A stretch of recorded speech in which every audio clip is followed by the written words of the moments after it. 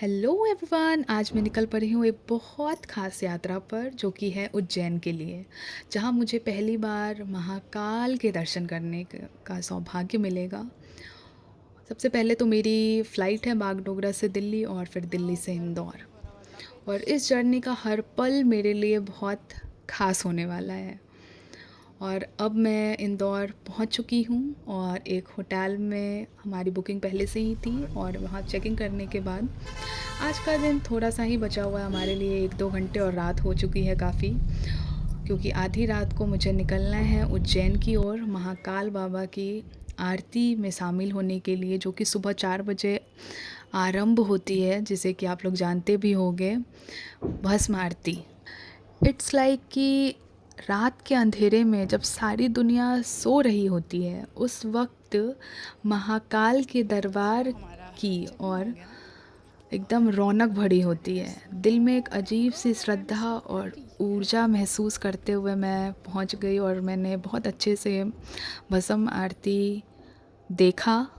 ऐसा लगा जैसे कि महाकाल के मंदिर पहुंचते ही जैसे मन शांत हो गया। मैंने यहाँ सबसे पहले भस्म आरती में भाग लिया, और जो मैंने अनुभव किया उसे तो मैं बता ही नहीं सकती। फिर हम लोग भस्म आरती और दर्शन करने के बाद महाकाल के वापस आ गए हमारे होटल, क्योंकि हम लोग काफ़ी ज़्यादा थके हुए थे, क्योंकि पूरी रात हम लोग उससे पहले भी जगे हुए थे। तो हम लोग होटल आके थोड़ा रेस्ट किए, और उसके बाद हम लोग शाम में इवनिंग के टाइम पे घूमने के लिए रेडी हुए फाइनली। और मैं जैसे ही होटल से निकली तो मैंने देखा, वाओ, यहाँ पे तो बारिश हो रही है। मतलब मौसम अनप्रेडिक्टेबल था, क्योंकि हमें लगा था कि काफ़ी गर्मी होंगी मई के टाइम पे, बट मौसम काफ़ी अच्छा था। शाम को हम लोगों ने स्टार्ट किया सारे नियर बाय टेम्पल्स देखना उज्जैन के। सबसे पहले हम लोग गए महर्षि संदीपनी आश्रम, जहाँ की कृष्ण भगवान और सुदामा जी ने अपनी शिक्षा प्राप्त की थी। और ये जो बड़ा सा मतलब स्नान कुंड आप देख रहे हो, यहीं पे वो लोग स्नान करते थे। फिर यहाँ से हम लोग निकले, फिर उसके बाद हम लोग गए बगलामुखी मंदिर, जो कि थोड़ी डिस्टेंस पे थी वहाँ से, लेकिन बहुत ही अच्छा था। मतलब वहाँ का इंफ्रास्ट्रक्चर भी बहुत ही प्यारा था, लेकिन वहाँ अंदर जाते ही वी वर लाइक कि इतना ज़्यादा सन्नाटा तो किसी मंदिर में नहीं होता है भाई साहब। पहले तो हम लोग थोड़ा हेजिटेट किए कि जाए कि नहीं जाए, बट फिर हम लोगों ने पंडित वगैरह को देखा वहाँ पे, तो हम लोग सोचे कि ठीक है, मंदिर ही है, चलते हैं। फिर इतना प्यारा, बहुत ही शांत था। फिर उसके बाद हम लोग गए काल भैरव के मंदिर, और काल बोला जाता है कि महाकाल का दर्शन अधूरा है बिना यहाँ दर्शन किए। फिर इसके बाद हम लोग कुछ खाए, क्योंकि हम लोग को काफ़ी ज़्यादा भूख भी लग गया था घूमते घूमते।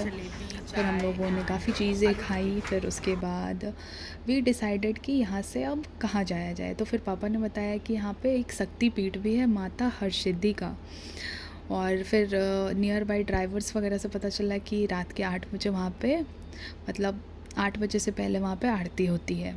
तो हम लोग पहुँच गए हरसिद्धि माता के मंदिर। लिटरली इतना अलग ऑरा था उस मंदिर का। फिर वहाँ पे 2 पिलर्स पे काफ़ी सैकड़ों मात्राएं में दिया जल रहे थे। फिर वहाँ पे हम लोगों ने दर्शन किए। मतलब यहाँ हर मंदिर की अपनी ऊर्जा और महत्व है, लिटरली बहुत ही सुंदर लग रहा था। फिर हम लोगों ने सारे हर जगह के मंदिर के दर्शन करने के बाद फिर पापा का मन था, क्योंकि रात के 8 भी बज गए थे, और फिर हम लोग को होटल जाना था, लेकिन पापा का कहना था कि मतलब जो महाकाल का कॉरिडोर है वो रात में लाइटनिंग की वजह से बहुत ही ज़्यादा सुंदर दिखता है। तो वे डिसाइडेड कि हम लोग अब महाकाल के कॉरिडोर देखने के लिए जाएंगे, क्योंकि बोला जाता है कि मंदिरों की रोशनी, भजन की गूंज और भक्तों की श्रद्धा सब कुछ मिलकर एक दिव्य अनुभव बना देती है। तो इस वजह से फिर हम लोग सोचे कि ठीक है, चलो घूम ही आते हैं फिर वहाँ पे भी। फिर हम लोग मतलब इतना प्यारा लग रहा था महाकाल का कॉरिडोर, और लाइटनिंग की वजह से तो और भी ज़्यादा, काफ़ी लोग घूम रहे थे वहाँ पे, फिर हम लोग भी घूमे।